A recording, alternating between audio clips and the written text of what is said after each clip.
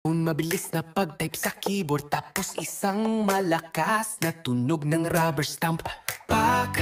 Isang mabilis na sinta, pictures ang papasok. Bubulong na boses, aprobado na wala ng tanong-tanong. Let's go!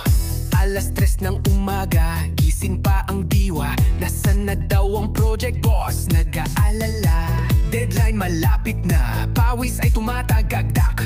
Pero ang totoo'y wala pang nasisimulan. Naku, patay. Kalma lang, relax ka lang, huwag kang mataranta. Mayroong diskarte, isang uri ng mahika. Ilabas ang bawal pen, ihanda ang papel. Ito na ang sikreto, hindi ito fake news. Isa, dalawa, tatlo, apat. Indak sa tugtog ng proyekte.